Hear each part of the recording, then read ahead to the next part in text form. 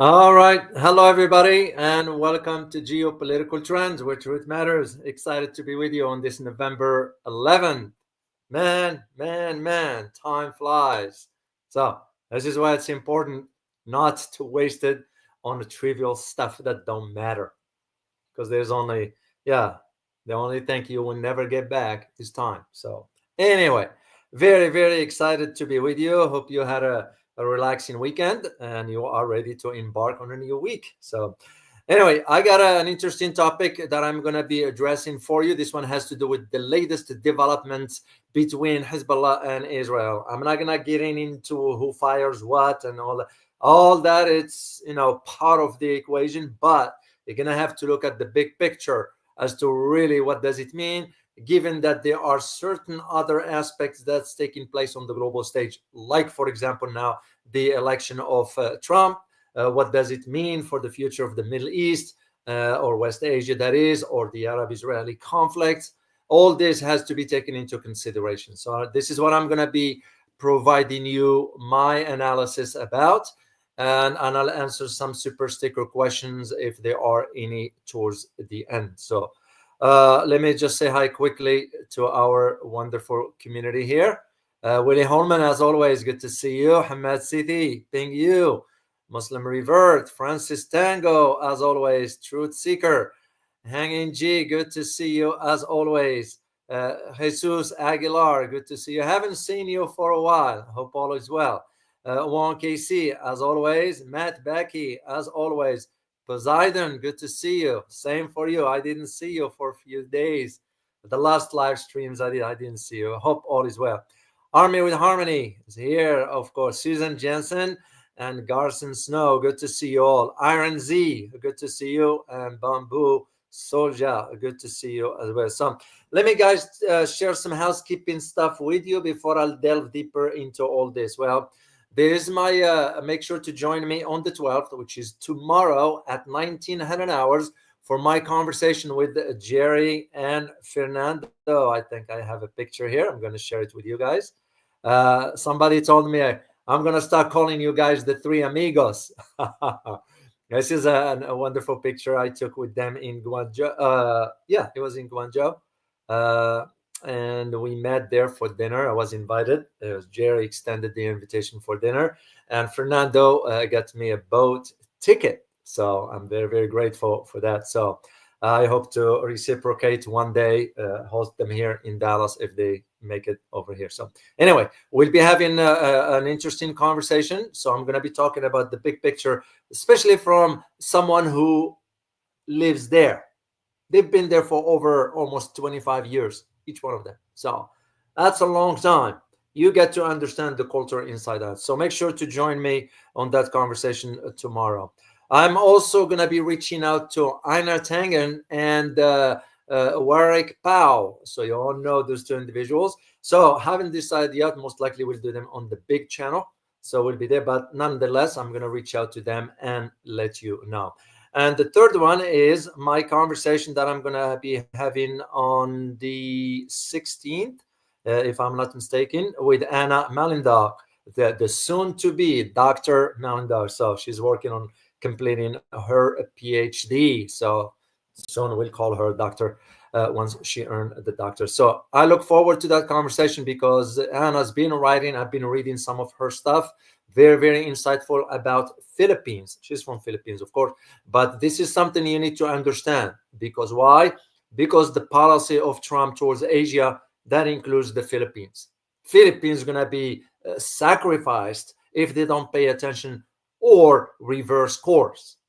You all know the tensions that exist right now, not only between Philippines and China, which is another topic for another day, but nonetheless, the maritime law that Philippines just enacted. Bad news. Anyway, I'll be talking to Anna about all this on the 16th. So make sure to join me. It will be at 8 o'clock in the morning, my time here. And that will be 2200 hours her time, night time. So it's just time difference. That's the only best time that works for her. So anyway, let's get into our topic here. And we're going to start by asking the key questions. And the key question, where are the banner right here? let me pull up the questions for you guys. Here we go. So, is Israel retreating? When I say retreating, I'm referring to the southern Lebanon. Because here's the thing. One of you guys, I forgot the name, my apologies, put a comment, very interesting. It's how much Israel is targeting like Gaza and inside the people that they can defend themselves, but it's finding it very challenging now with Hezbollah. Logical argument, and I see that. It's the same argument we are making when we target some entity that can defend itself. Well, yeah, it's easy to do that, but can you do that against an entity that is well armed? No, we can't. And that's one of the questions we ought to ask. Is Israel retreating? Second question, is the ground invasion of southern Lebanon scrapped? Did Israel now scrap the idea? You all remember, it was the hypes about when Netanyahu said we're going to launch a ground invasion into southern Lebanon. And what did I say? It's on a record. I said it's unlikely because Hezbollah is no match for some other entities. Hezbollah is well armed, well funded, well trained, and now Israel has to change its strategy regarding southern Lebanon. So that's what I'm saying. Is that invasion, a ground invasion, scrapped? And third question, what will Trump do? Given now something just came up, and I posted for you guys, for those who do not know, check out the community post. I had a post there about Netanyahu placing 3 phone calls to Donald Trump already, and all the 3 conversations converged on one particular topic, and that is Iran. So all this, you have to put it as an analyst, you have to consider all those dynamics for you to form that clear picture as to what lies ahead geopolitically moving forward. And this is what I'm going to try to provide you an answer to and an explanation of as we move forward into our conversation. So as I mentioned, and I had a chance, by the way, to read an article, as I mentioned to you, I don't know, some of you do know, some of you might not know. I do speak Arabic fluently, and I tend to read the articles coming out of certain locations around the world that they are written in Arabic. So it's no different than some of this. For example, when I read articles by as a matter of fact, let me find out where this particular one that I had a chance to read up on, this one here, and this here was mentioned by southern Lebanon about what's going on. So Lebanese Hezbollah announced, as a matter of fact, it was on Saturday morning or Sunday, somewhere around that. It was Saturday because I had to take the Sunday to check out on the information, the accuracy of it, and so forth, and ensure that you guys get the right information. So that's why I didn't want to do anything on a weekend. So I waited till today. But anyway, Hezbollah announced on Saturday morning that it launched some attacks on the Zufalan military industries. This one is located near the base in north of Haifa. And they attacked this one with massive rockets. So on the other hand, Israeli, of course, responded to this particular attacks by attacking the Hezbollah's parties in southern suburb of Beirut. So what it appears to me that most of the Israelis' attacks on Lebanon are in Beirut area, but not in southern Lebanon. And that makes you just wonder, are Israelis incapable of taking over certain even villages in southern Lebanon? Is that means that southern Lebanon is well protected by Hezbollah? What do you guys think? And I'm going to show you some maps here. Luckily, I saved some of these maps here. I know they will come airtime. So when you look at the Tyre, for example, and Marjouan, all these areas, Israel doesn't operate much there. Yeah, they will fire here and there or use a flyover, whatever. But most of the attacks from Israel are in southern or suburb of Beirut. So why Israel is not able to attack Hezbollah in southern Lebanon? It's a question worth asking. So, and this is where the Hezbollah's attacks has been sort of with marches, drones, rockets, I didn't see yet the launch of some sort of advanced missile system. When I say advanced, I'm referring to the distance. So far, everything's limited on Hezbollah side to the rockets, marchers, and drones. And this is because if you all know, Hezbollah has launched a rocket barrage on the settlement of Kiryat Shimona. This is why you have the settlers in the north leaving. They left. It's like deserted. 3 million people, according to my research, 3 million people left. So because the same thing happens in the city of Safed.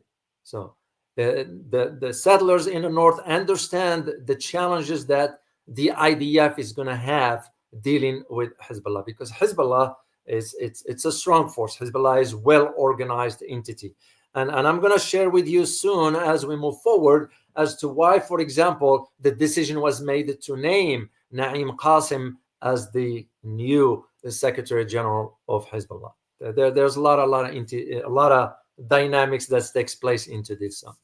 And this is what happened, for example, and it was reported by Al Jazeera, by the way, that the barrage of rockets was fired from Lebanon towards the Upper Galilee. And this, even the Israeli army acknowledged and detected the launch of some rockets. Now, they were able to intercept some, but not all. Some of them end up falling into the neighborhoods, whatever that area was, which basically Upper Galilee and Haifa Bay.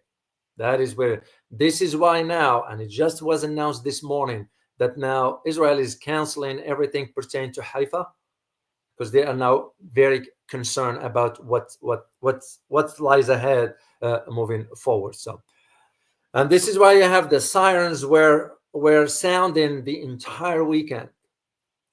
Of course, the media is not reporting in detail all this. That's why I get a chance to read this kind of stuff in Arabic language, because it's reported directly from the area of West Asia or the Middle East, that is.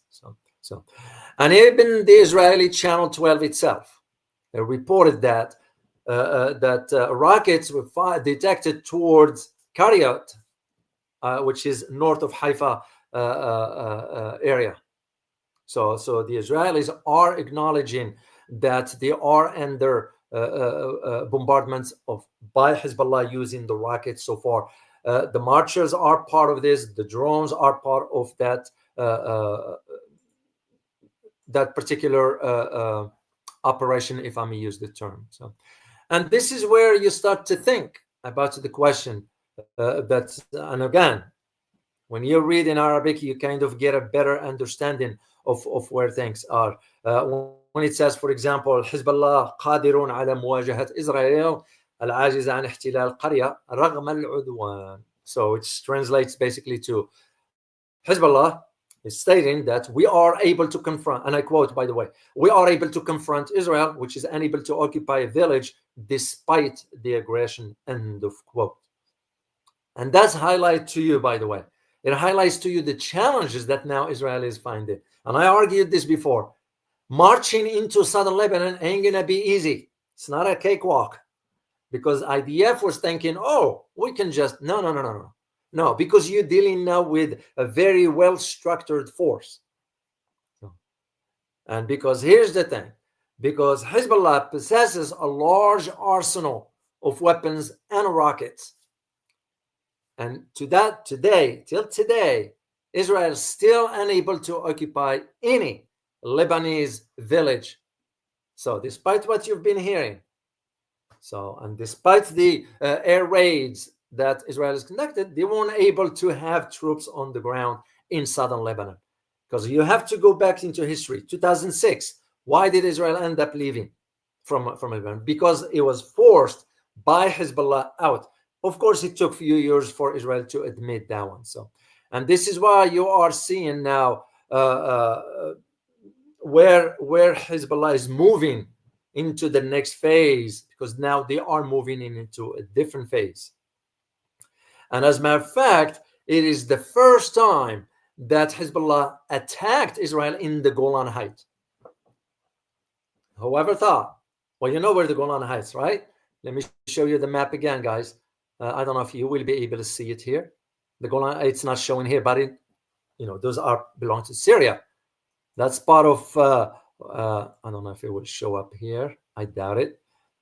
No, you wouldn't see it. This is Hama, Al-Mus, Damascus. Yeah, Golan Height. No, you won't see it here.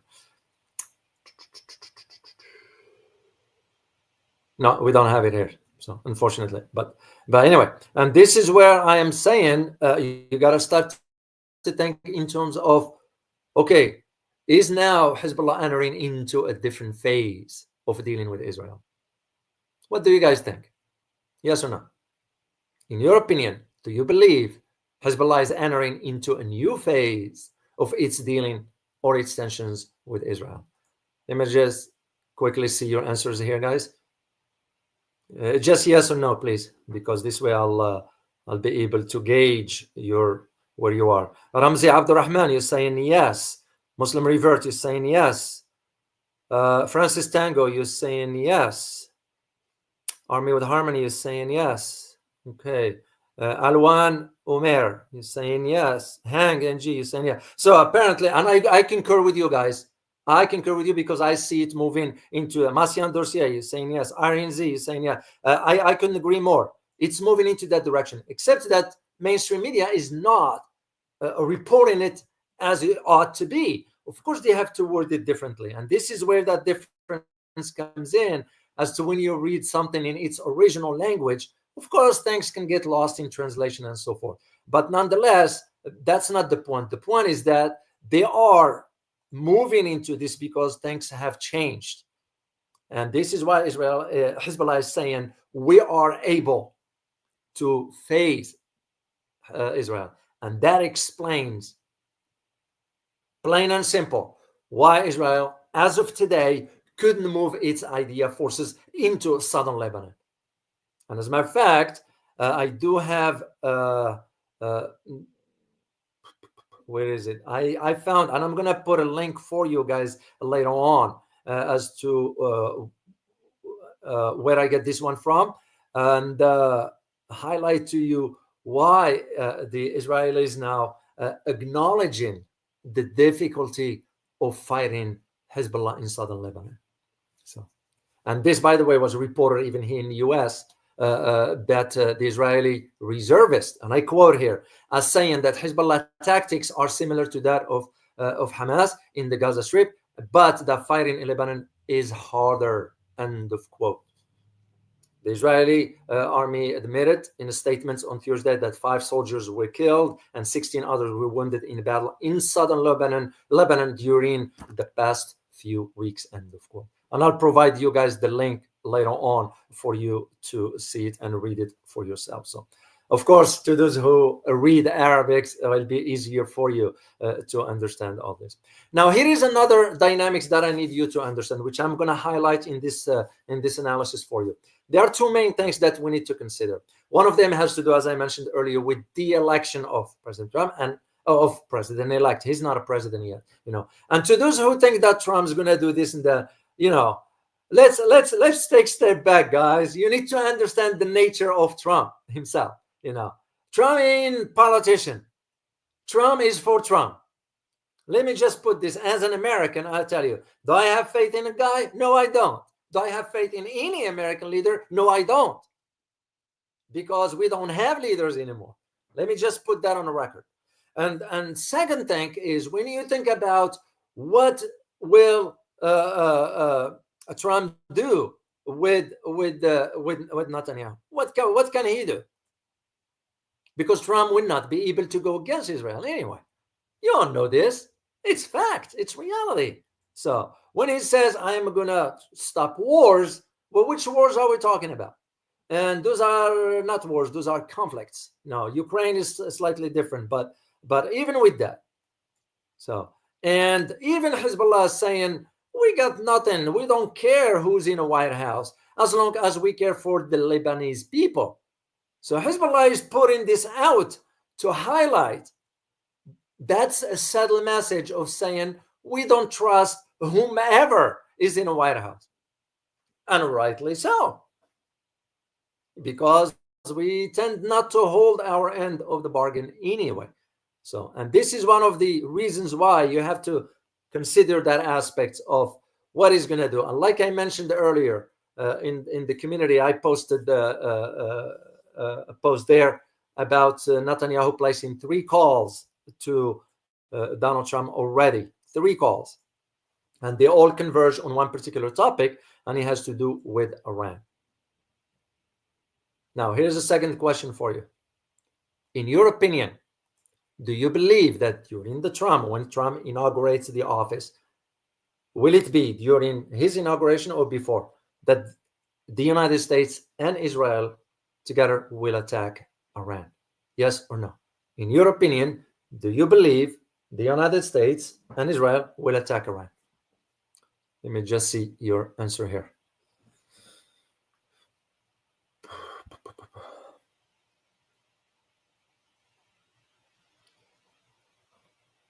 Army of Harmony, you say yes. William N, you say after, meaning after the inauguration. Iron Z, you say yes. Pain you say no.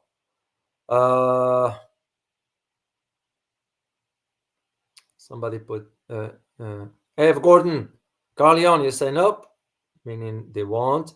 Mirza Alam, you say no. Alwan Omer, you say yes. Hank, you say before. So this way, if they settle, I see your point, Hank, because this way, when Trump steps in and said, you know what, it's time to stop, the damage will already be done. And second, Trump will get the credit, political one, that is. So I can see the calculation for that. Truth Seeker, you say no. I see your point, guys. I don't see it happening anytime soon, because also, and it's not anytime soon, I just don't see it happening. What it's gonna be through block ops. That's, you targeting, you're infiltrating the system. Because one thing I gotta tell you, it's became clear to me that the apparatus of the Iranian intelligence is either infiltrated or weak. Simple as that. Because for the number of the scientists that's been targeted on Iranian soil, that just tells me right there that this system's been their apparatus been infiltrated. So that's to me where the idea of the targeting is going to be. So, but nonetheless, that's one of the issues we're going to have to think about, how Donald Trump is going to proceed once he gets into the Oval Office. Like I said before, a lot can happen between now and then, because here's the thing, and I think outside the box here.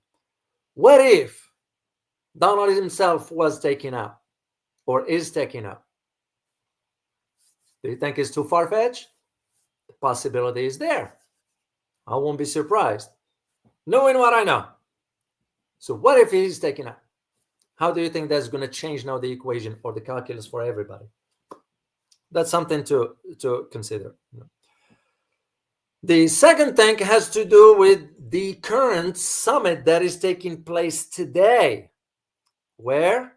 In Riyadh. Of course. What is the summit for? The summit for is to figure out, because Saudis wants to host this joint Arab Islamic summit, which is being held today, as a matter of fact, to discuss the continuing Israeli aggression on the Palestinian territories and Lebanon. Here's what I'm going to tell you. As one who understands the culture, familiar with it, spent time on the ground, worked in Saudi Arabia when I was during the government, my years in the government and so forth. I am here to tell you this is nothing but a smoke screen. The Saudis most likely made the arrangements with Israel that, hey, we're going to state this because we don't want to appear weak in front of our people. The same thing Jordan does, the same thing Egypt. You got the idea, guys. Most of the Arab and Muslim world in general, but there are exceptions. I'm not denying this. There are exceptions. They are too weak to even take stand. They can't even take stand.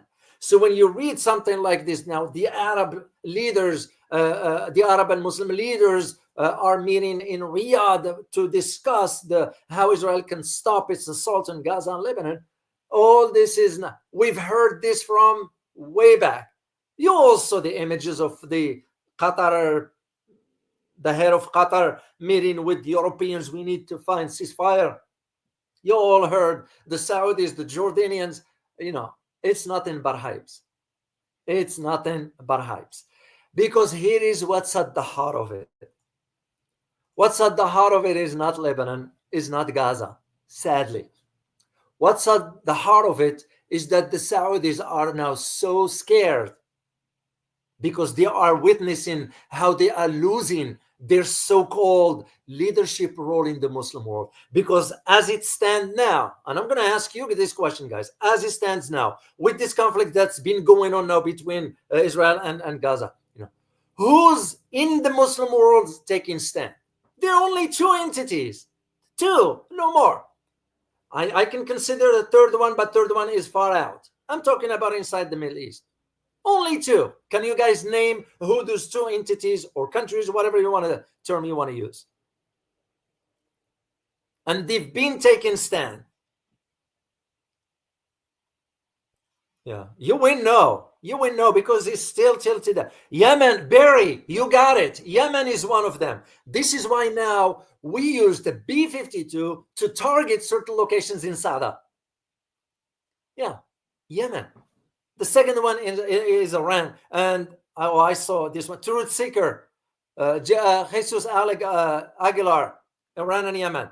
To me, Lebanon to a degree. Well, Lebanon because of Hezbollah. When you say Lebanon, you're going to have to distinguish because the Lebanese government is different than Hezbollah. The Hezbollah strength is far more than the Lebanese government.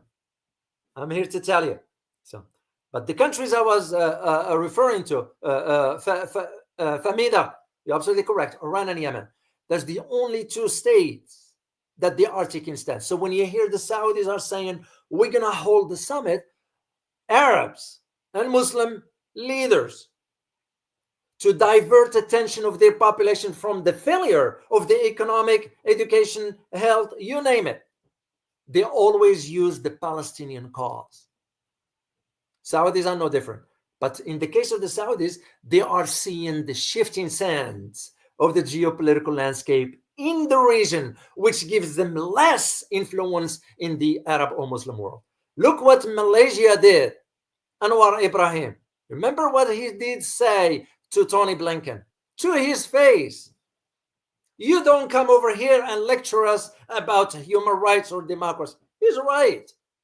Now tell me if it was any other Muslim countries, the ones that they are in a good relationship with the US, was able to tell Tony Blinken to his face. I do remember one incident that happened in Morocco a few years ago when Colin Powell, the late Colin Powell, you remember, went to Morocco to talk about the Israel and Arab and all that stuff. And you know what the king of Morocco told him? Why don't you go and try to talk to the Israelis to fix the problem of the Arab-Israeli conflict? He was able to tell him straightforward to his face.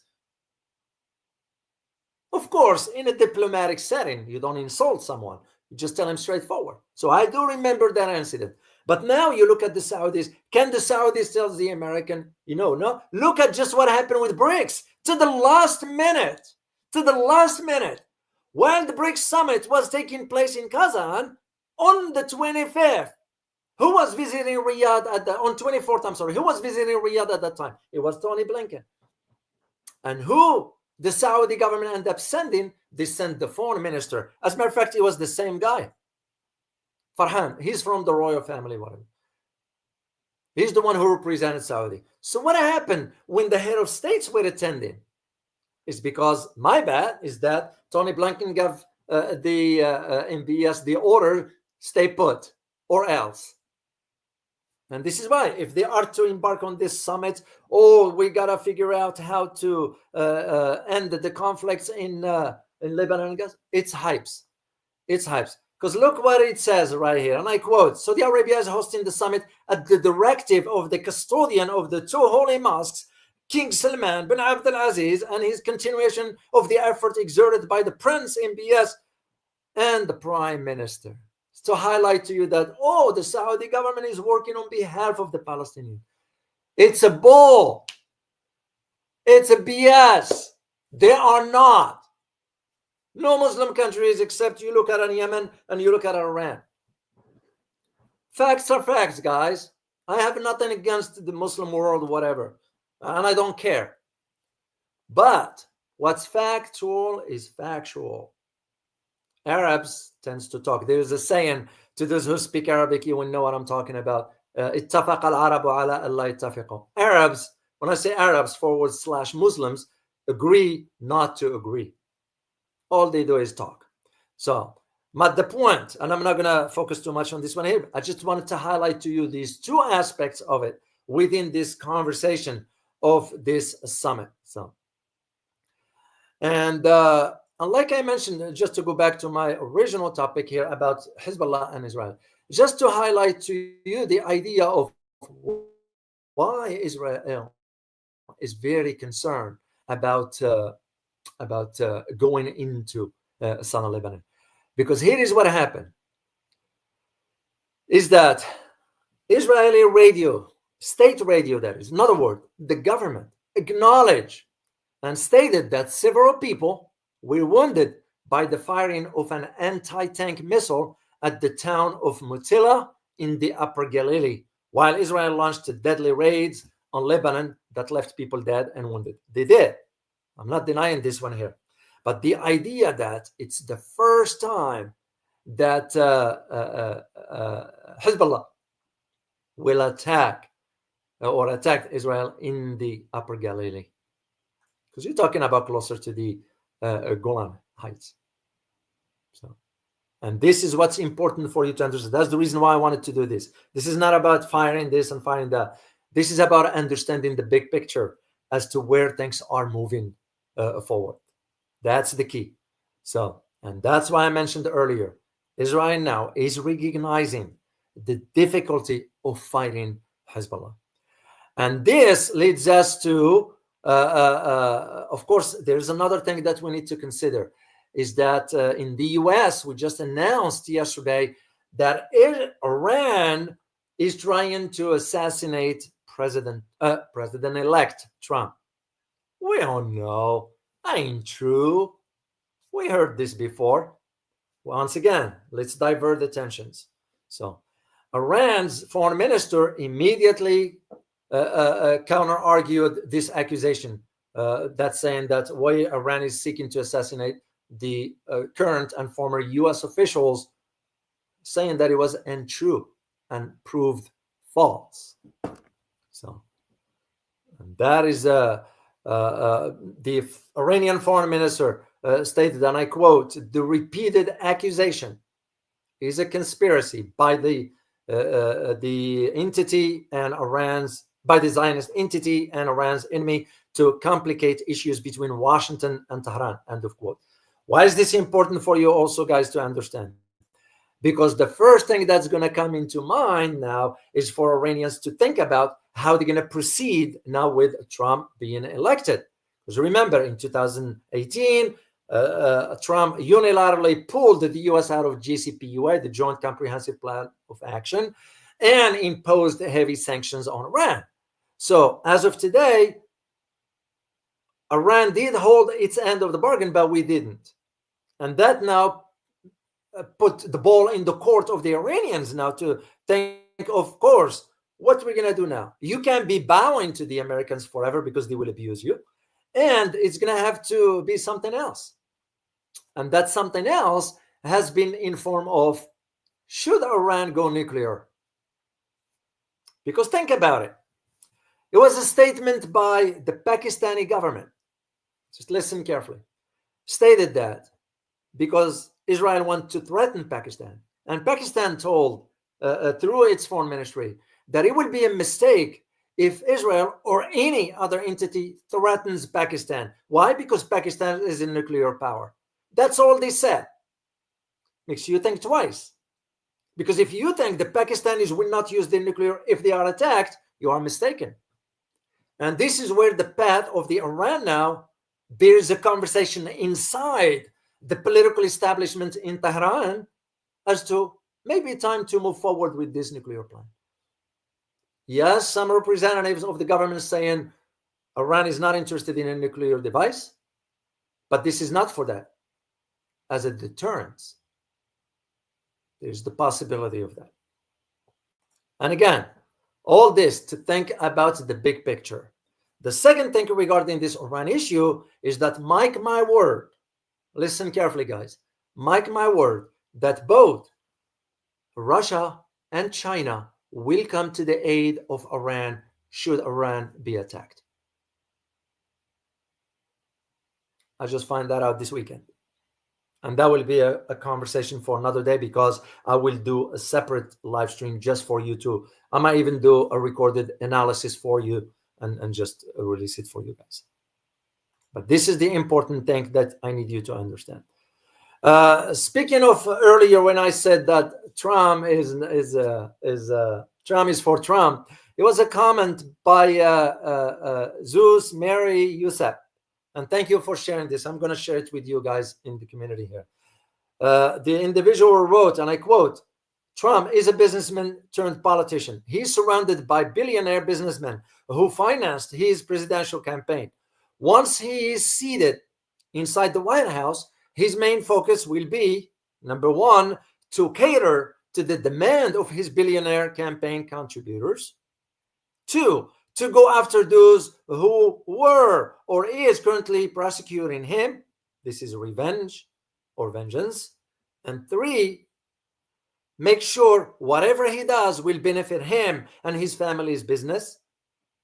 Four, take care of his friends within his family's business circle, 100%. Take care of American people. Most likely in this particular order, this will be for the next 4 years." End of quote. In other words, taking care of the American people comes last. Thank you for sharing this, by the way. And this is why you need to understand this dynamics, what Trump says versus what he does. And we need to put it within the context of. And this leads me to my third point that I'm going to address for you, and I'll answer if there are any super sticker questions from you. Leads me to the third question. And the part of my analysis as to why did Hezbollah, end up electing Naim Qassem immediately. Nothing happens in a vacuum, guys. Nothing happens in a vacuum. Once again, I had a chance to read in the foreign language an article by Younes Al-Didi, very, very articulate in its original language. And I translated one part here just to highlight to you. And he's spot on, because you need to understand what does or why Hezbollah decided to nominate Naim Qassem.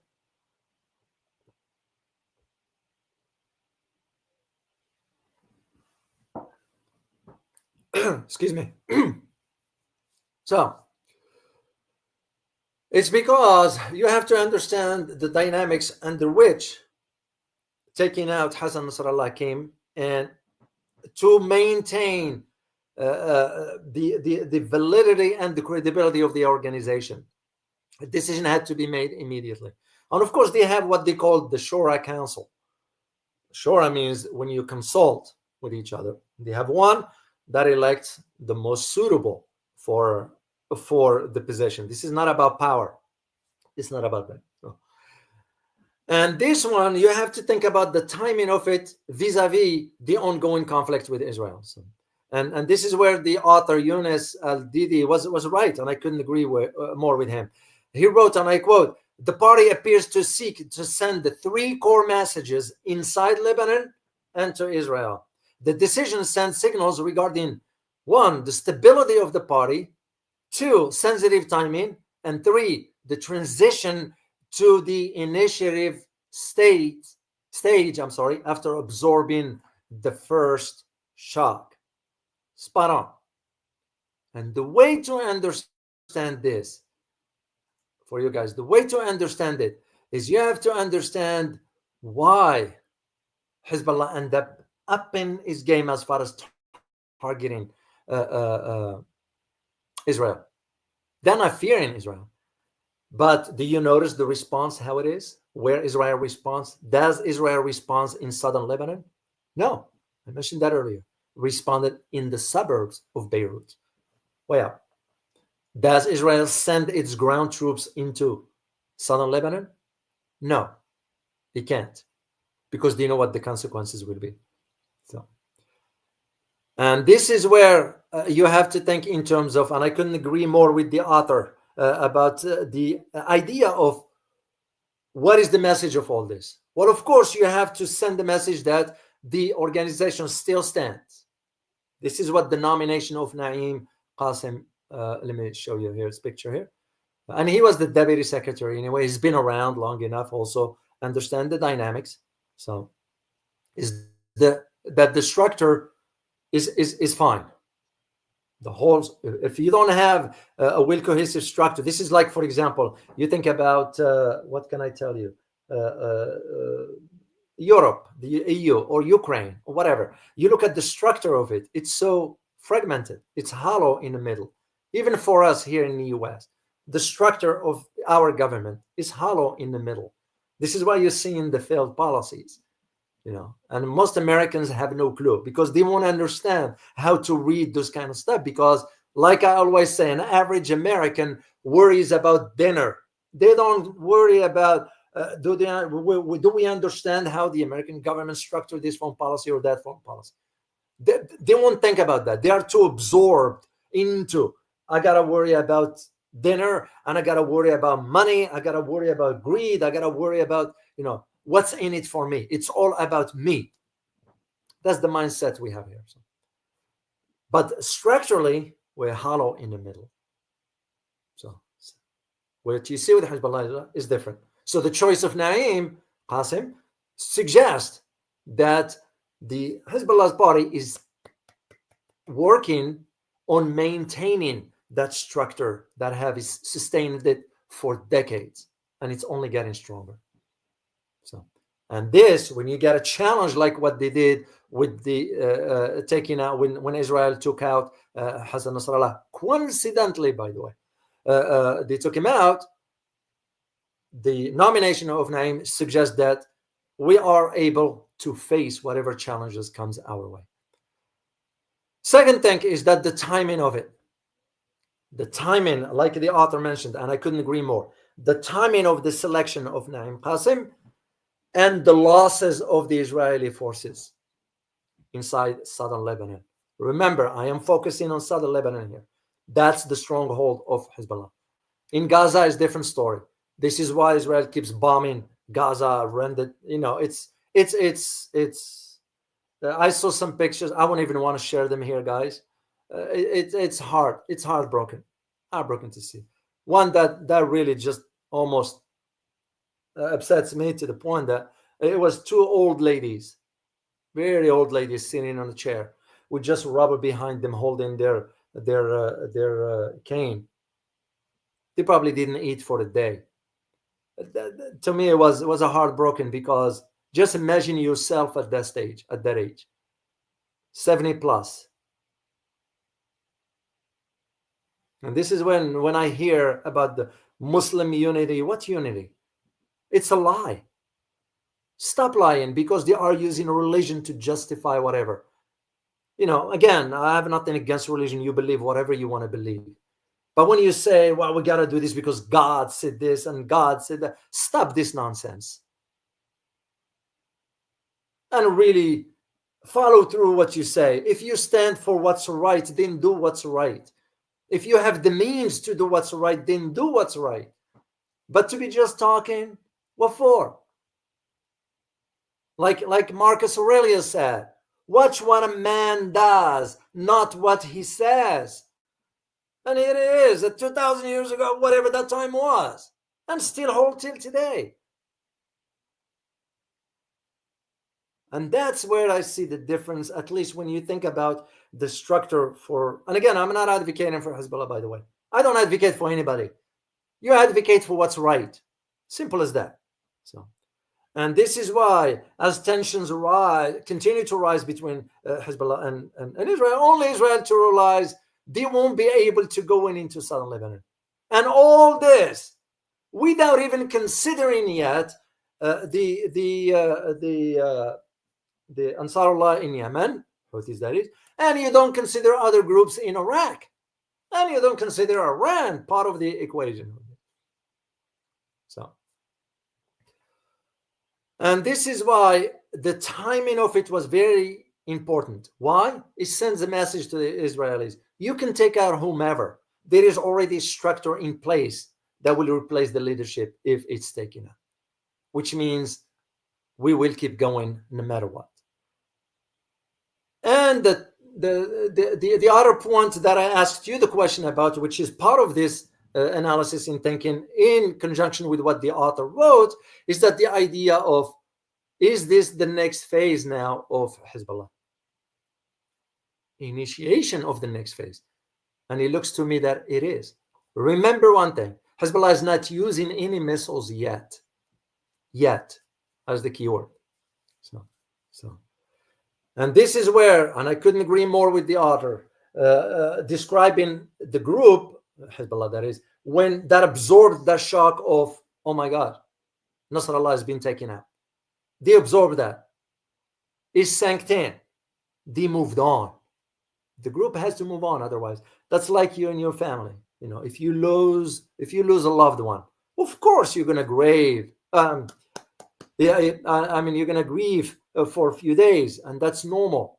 Some of us takes longer, some of us takes whatever. But at some point, you're going to have to move on because life doesn't stop. Same arguments can be made here. So, and this is now where that difference about Hezbollah vis-a-vis Israel. This is now Hezbollah is not moving into the direction of defense, but rather into initiating attack. This is why they went ahead and attacked the Upper Galilee. Getting closer to the Golan Heights. That's an initiation. That's a highlight of what lies ahead moving forward. Israel is not going to admit to this, of course. Netanyahu is boxed in from within. So, let alone now the tensions that exist within that administration. But for Hezbollah is moving forward with a really prepossession itself because they are at a different phase right now. And once again, remember, guys, they are not using missiles yet, and they do have missiles in their possession. So, and this is what I need you to understand. So it becomes just for me to summarize all this, guys, before I'll see if there are any questions from you. To summarize, all this will be within the idea of whether what the president-elect is going to do. So that would be very, very interesting, because it is another question that you guys ought to think about. If we are to just think logically, will President-elect Trump displace Netanyahu due to the high cost of maintenance? In other words, Netanyahu is a high maintenance because all what the U.S. is sending and all that. Will Donald Trump put an end to it? Well, I shouldn't say, will he put an end? Can he? And my answer is no. He can't. Because American president, like I always say, has no power. If Donald Trump crosses the line, they'll take him out. Simple as that. So, as to the Arabs and Muslim world, well, I'll let you comment on that, guys. You all know. We've heard before. There are the two countries, Pakistan and Malaysia. They did issue statements. At the same time, they are far out of the region. I'm talking about the ones that they have relations with Israel, diplomatic ties. And they are the four countries, I believe: Egypt, Jordan, Morocco, and either United Arab Emirates, if I'm not mistaken. Yeah. So all this makes us wonder where this is headed. And that is the reason why I wanted to share this with you guys, just to provide you some insights. All right, guys, let me see if there are any questions. Oh, there is one from Francis Tango, and thank you very much for your continued support, Francis. It means a lot to me. Question: does Israel want peace, people, and government? What an interesting question, Francis. if you are to think about the people, because here is one thing, guys, and I want to make this clear on the record. When we say Israel, we're referring to the government, not the people. I have Jewish friends. So they'll take their code out of their back and give it to me if I need to. So let's not jump to, and I am not that type. You don't paint with broad brush the entire society for what a government does. You look at our government. Are all Americans that bad? No.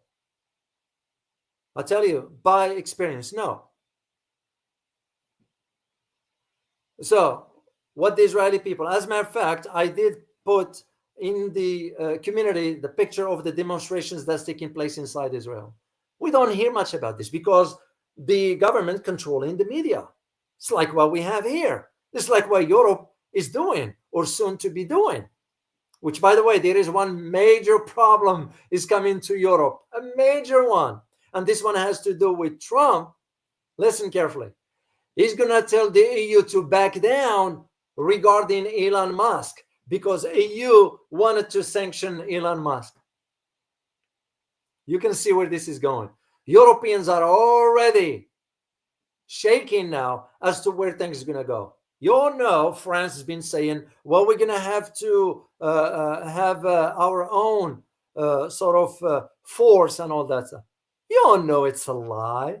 Europeans can do squat. Europeans are too weak. Unlike my saying that I always say, Europe is like a child that never grows up and is always in constant need of direction and discipline. The direction comes from the US, the discipline comes from the US. What a shame on the Europeans couldn't stand on their feet. France has been saying this all day, but you have to go back. It took one man in France. Can anybody tell me the name of the person in France back in the 60s who took France out of NATO? Does anybody know?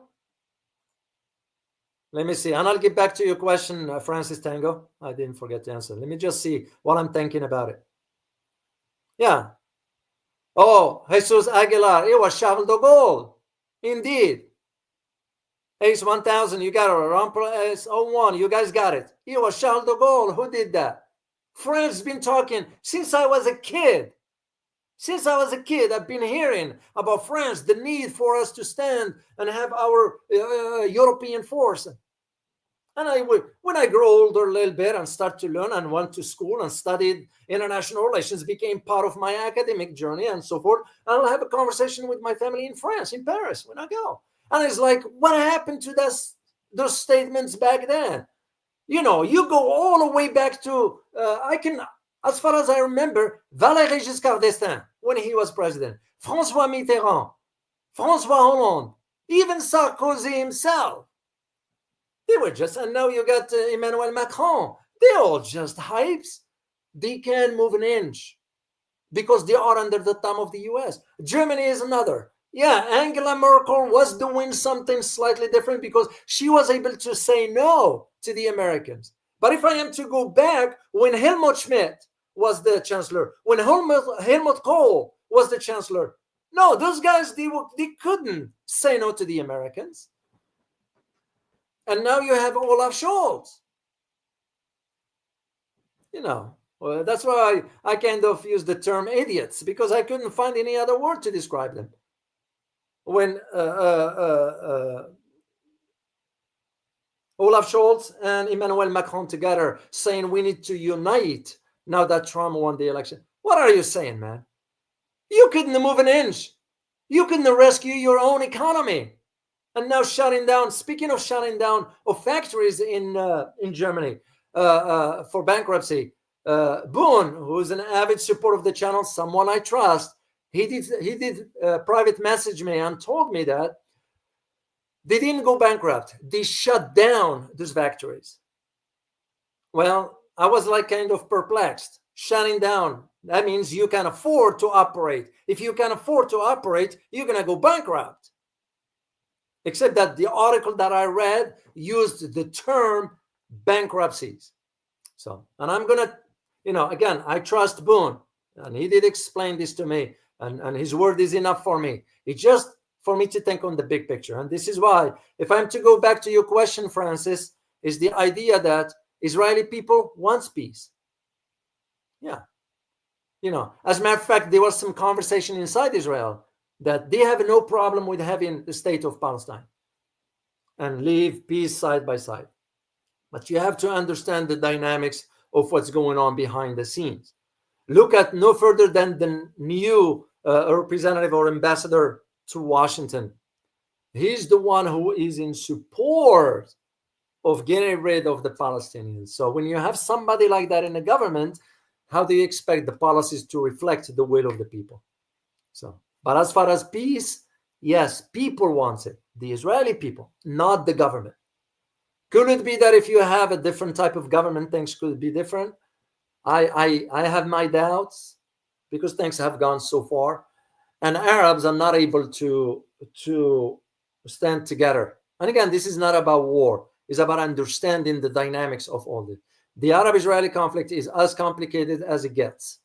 I addressed it in some of my the two books that I wrote about, one about Saudi Arabia and one about the Iran. I had to mention about this one here, but it's very, very, very complicated. So, and will it be resolved in my lifetime? I don't know.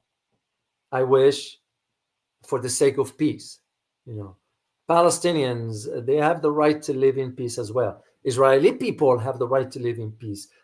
People in Malaysia have the right to live in peace. People in whatever. Everybody has a right to live in peace. But when you see the atrocities we are witnessing, and the world became numb, because that's what it is. It's becoming numb. Very, very numb. That's just the sad part. The sad part. We kind of like now see images of whatever, and too bad. It's not good for the direction of humanity, because you are now almost depriving yourself of compassion, and that's because of the policies of a government embarking on. So, what to me, if we are to say the government is for the people, by the people, we have to say, get rid of that damn government and put a new one. And if the new one doesn't do the work according to the people's will, get rid of it and put a new one. Simple as that. Oh, Francis Tango, you put another super sticker, man. Thank you. But this thing, strange things in Amsterdam, Dr. O. I know. I was aware of. I have family in Amsterdam. We were talking this past weekend, and I'm aware of what's going on for the tensions that existed during the soccer match between the Israeli supporters, and now they are targeting, to the point that the Dutch government now is going to be arresting anybody who support the Palestinian. Oh, that's a double standard.